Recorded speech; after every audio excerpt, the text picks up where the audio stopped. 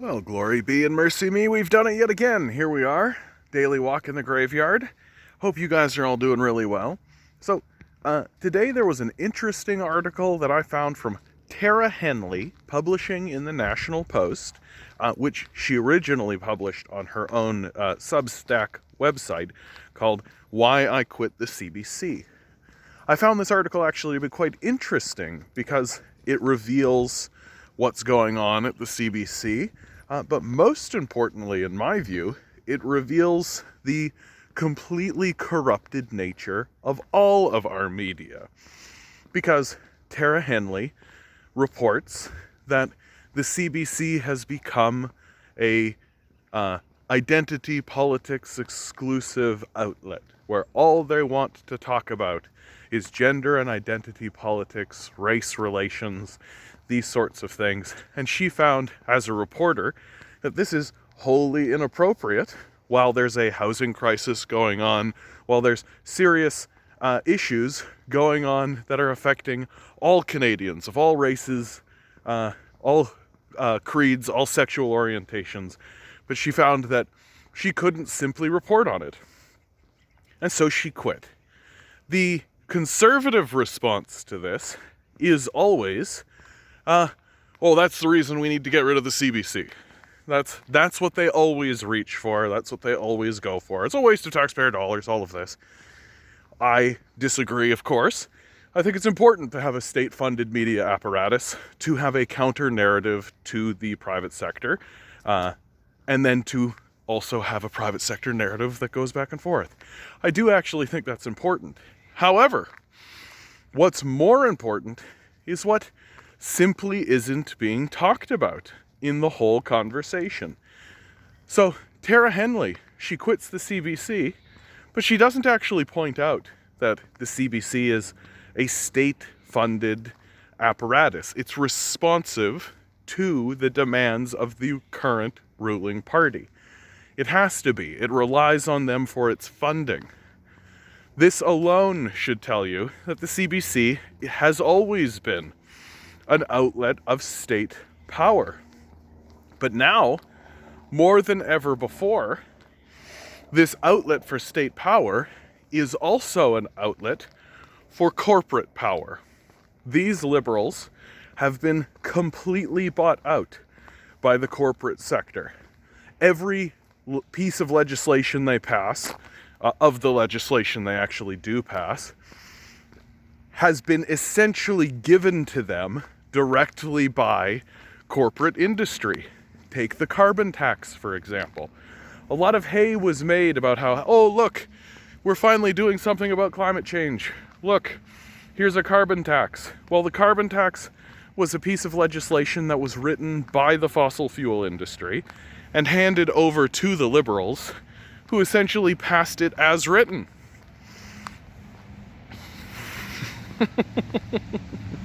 When you have this kind of state apparatus media system, right, that exists in order to inform the public about things that are going on, but being controlled by a party that has been taken over by corporate power, well, then what do you do when there are issues that people are facing on the daily that is the result of corporate power? Why are housing prices going up? Because billionaires are buying up the housing market. Why are prices going up? Because billionaires are raising prices. Why?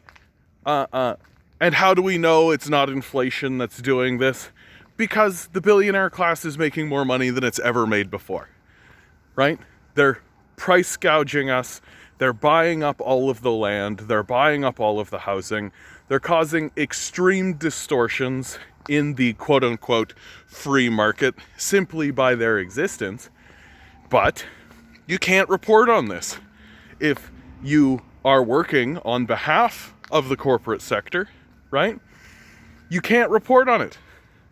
So you've got to end up just talking about identity politics. You've got to end up just whinging about issues that divide the populace over and over again. You can't talk about class politics, especially as you actively work for the antagonizing class that's enacting a class war against the working class. You simply can't do it. And so this ends up with journalists accurately saying, well, what the hell is going on? People like Tara Henley throwing up her hands and quitting.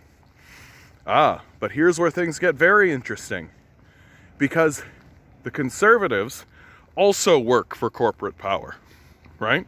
The National Post is happy to publish an article of someone quitting the CBC in protest and in anger, saying that it's no longer interested in journalistic integrity and this sort of thing, because the goal of the National Post and of the Conservative Party is to destroy the CBC, is to simply shut it down as a station so that we don't even have access to it at all.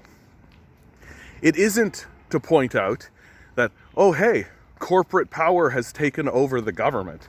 It isn't to say, oh hey, we should probably do something about the reality that our ruling class is completely subservient to a group of complete and total rapacious sociopaths. No. The conservative solution is to pretend as though they have a solution, and that solution is to destroy a competitor. And this is the narrative that we are being fed as a people. This is the narrative that the gullible Canadian people are being spoon-fed, and we're gobbling it up, as we always do. Don't pay any attention to the realities of the Liberal Party being completely co-opted by corporate power. Don't pay any attention to the realities of the Conservative Party being completely co-opted by corporate power. Pay no attention to the fact that our entire democratic and media system has been bought and sold out by corporate power structures. Pay no attention to the overt, obvious corporate coup d'etat that has occurred here in Canada and the United States. Don't pay any attention to the allegiance between the corporations, the corporate power structure, the Conservative Party and the Liberal Party. Pay no attention to the reality that these groups work in tandem with one another. Keep believing their nonsense stories about how the problem is actually the CBC and not the fact that the CBC is controlled by a ruling party that is itself ruled by corporate power. No, can't do that. Can't pay attention to any of that. This is what's most frustrating about being a Canadian living in this environment, is that everybody will say that they do not trust the media. Everybody talks about how their media is lying to them, is untrustworthy, right? It has major aberration effects on our society, right? The anti-vax movement, by and large, exists because of overwhelming mistrust in the society of our media apparatus. And yet, no one is actually talking about the core reason. Why do we mistrust the media? Well, it's because the entire thing is designed to obfuscate reality, isn't it? That's what it actually comes down to. The entire thing, from the corporate media, that's the National Post, Globe and Mail, Global TV, CTV, now the state-run apparatus as well, CBC, has completely capitulated to the capitalist death cult. And the goal of the cult is to now use this obfuscation in order to dismantle institutions like the CBC. Because if another ruling party was to come in, let's say a miracle occurs and a non-corporate bought entity actually manages to seize power in this country, well, you want to ensure that the state media apparatus has already been dismantled. That's the goal here, is to make the CBC look so embarrassing, so absurd, so irrelevant to people's daily lives, talking about things that are mainly abstract to the vast majority of the populace, so that when the corporate power structure sweeps it away, no one protests or even notices.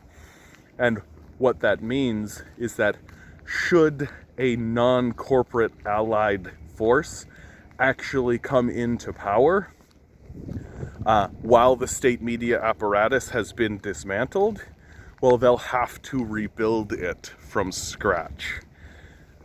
It's yet another hurdle that's being put in front of us, and it's being sold to us by conservative and corporate forces as doing us a favor, right?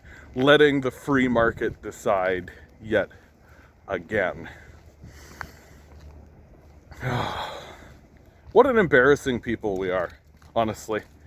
The more I look at it, the more I see, and especially the more research I do about what's going on in the European nations, what's going on in Russia and China, and even in Africa and South America, the more I realize that we are a very embarrassing people. We have capitulated all of this power to a group of people who actively tell us every day that they do not give a fuck about us and that we should go die. And we just nod our heads and go along with it and shrug and say, well, what are you gonna do? Stop voting liberal, stop voting conservative. That's what you're gonna do. But that's not gonna happen. We're too gullible for that. We're too far beyond for that. Well, what can you do? This will be the end of this one, guys. Always remember, you are a quantum being living in quantum energy. These billionaires are spending hundreds of billions of dollars to make sure that you never realize it.